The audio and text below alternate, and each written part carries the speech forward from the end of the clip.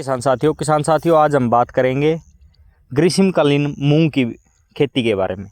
किसान साथियों, रबी की फसल की कटाई जो है मार्च के अंतिम सप्ताह में हो जाती है। आज 23 मार्च है और सरसों की कटाई हो चुकी है। किसान साथियों, हम खरीफ की जो फसल है उसकी बिजाई करेंगे जून जुलाई के अंदर। ये बीच में जो 60 से 70 दिन का अंतराल बच जाता है, इसमें हम मूंग की खेती आराम से कर सकते हैं। मूंग की खेती की सबसे पहले बिजाई के समय की बात करते हैं तो किसान साथियों, आप पूरे मार्च और 10 अप्रैल तक, यानी अप्रैल के प्रथम पखवाड़े में आप जो है ग्रीष्मकालीन मूंग की बिजाई आराम से कर सकते हैं। इस समय की गई बिजाई जो बारिश का जो समय होता है उससे पहले पक्के तैयार हो जाती है और हमें कोई नुकसान नहीं होता है।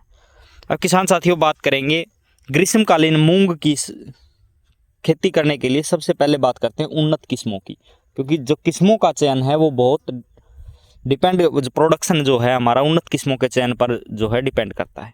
किसान साथियों, ग्रीष्मकालीन मूंग की खेती करने के लिए आपको शॉर्ट ड्यूरेशन वैरायटी है, कम समय में पकने वाली वैरायटी है, उनका चयन करना चाहिए।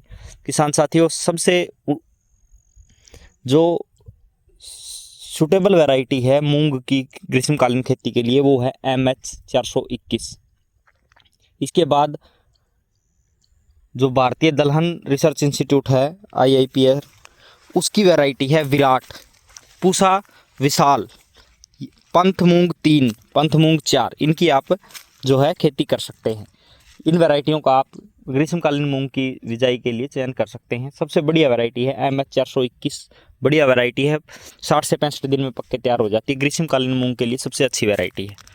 अब बात करते हैं बिजाई के में कितना जो है बीज लगता है। किसान साथियों, आपको ग्रीष्मकालीन मूंग की बिजाई करने से पहले जो है सिंचाई दे देनी है। 1 से 2 जो है कल्टीवेटर से जुताई करके आपको इसकी बिजाई करनी है।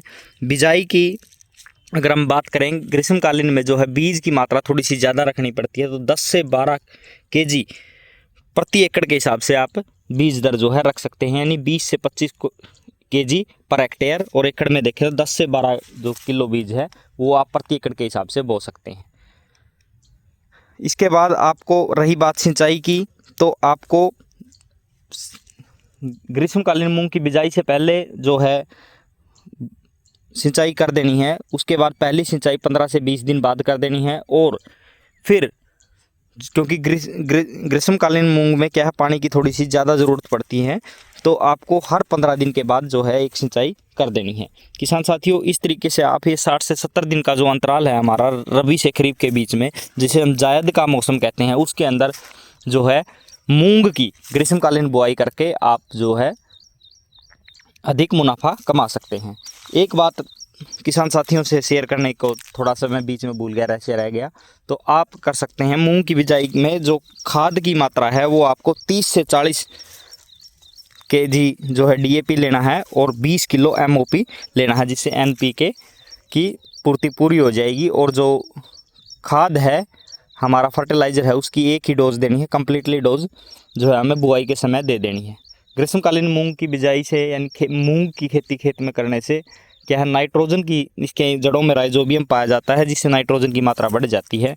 तो किसान साथियों को आगे नाइट्रोजन जो है अगली फसल में कम देनी पड़ती है। तो ये भूमि सुधार के लिए भी एक बहुत अच्छा जो ऑप्शन है हमारे लिए है पैदावार के साथ साथ। बहुत बहुत धन्यवाद।